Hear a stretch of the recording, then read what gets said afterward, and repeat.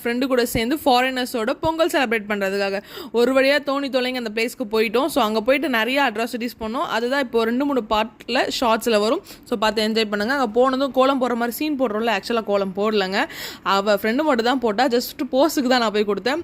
So ஃபாரினர்ஸ்லாம் வராங்கன்றதுக்காக மாலெல்லாம் ready பண்ணி வெல்கமிங்காக அறையெல்லாம் ready பண்ணி trial பார்த்துட்டு இருந்தாங்க. ஸோ ஃபாரினர்ஸ்க்காக நாங்கள் பயங்கரமாக ப்ரிப்பேர்ட் ஆகிட்டு இருந்தோம். ஸோ ஒரு வழியாக அவங்க வந்து ரீச் ஆகிட்டாங்க. ஸோ அவங்க ரீச் ஆனதுக்கப்புறம் அவங்கள நாங்கள் ஜஸ்ட் சந்தனெல்லாம் கொடுத்து பன்னீர்லாம் தெளித்து மாலெல்லாம் போட்டு பயங்கரமாக வெல்கம் பண்ணோம்.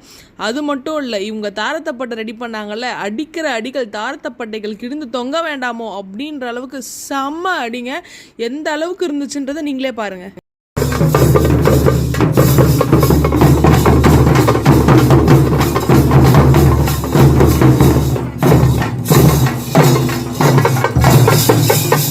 ஃபாரினர்ஸ் வந்து உரியடிக்கிறது, நாற்று நடுறது, இந்த மாதிரி பல விஷயங்களுக்கு. So stay tune.